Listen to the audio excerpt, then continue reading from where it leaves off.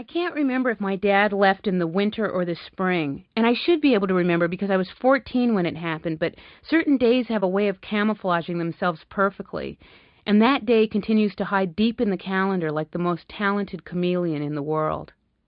I do remember the first Father's Day after he left, how, as a favor to our mom, my brother and I acted like it was nothing big at all, just a day like any other day.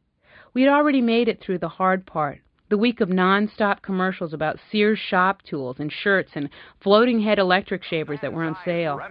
When they came on the TV, my brother would start practicing his one-handed catch by heaving a tennis ball against the living room paneling, and I'd say, "Quit it, Stoop, it leaves marks." "Shut up!" Bounce. "I said quit it!" "Forget you!" Bounce again. "Mom, you kids, for the love of God, will you just knock it off?" And by the time we finished our fight, the Father's Day commercial would be over. Back then, both my brother and I were sure Dad was coming back. We were sure of it, because how could your own dad, a guy you had known all your life, really leave? It just didn't make sense. And we had seen enough movies to know about weird plots, the kind that totally convince you right to the last second that the ending is going to be tragic, but then, 30 seconds from the end, you hear the music and blam! The hero bursts through the door swinging on a rope, and blam, blam, blam! The enemy is conquered. Yay! The people are saved. All right! And the whole thing turns out to be even better than before, because now the man and the lady finally know how much they mean to each other. They look into each other's eyes and they know it for sure, and nothing is ever going to tear them apart again. And after the movie, the lights come up and you all get into your dad's car and go to Gill's Drive-In for ice cream. My brother and I knew about these movies because it was our dad who took us to them. Almost every Sunday he'd drive us across town to a $1.50 for adults, kids get in free theater called The Barn, where we saw Fistful of Dollars, Our Man Flint, and The Good, the Bad, and the Ugly.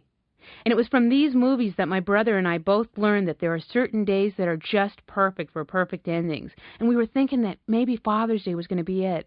I even rehearsed my part the night before, how when Dad came up the stairs, I would run to him, and then my brother would run to him, and then Mom would come out of the kitchen to see what the noise was, and there'd be a close-up of her face, and then a close-up of my dad's face, and he'd say, "I'm sorry, honey," and she'd say, "That's okay, darling, everybody makes mistakes, all that matters is that you're home."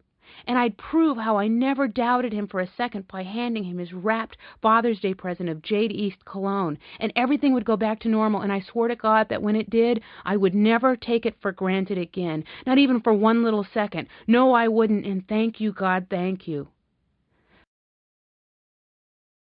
I remember how hot it was when I got up that morning, how I snuck past my mom and down into the basement to wrap his present and to sign, "To the best dad, love, Linda," on a card with a picture of a monkey in a bowling uniform holding a gold trophy and smoking a cigar.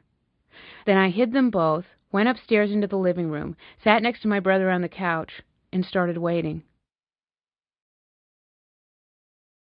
You're listening to Father Figures, a special from HearingVoices.com. Linda Barry with Happy Father's Day, from her 1993 CD, The Linda Barry Experience, produced by Gary Cavino.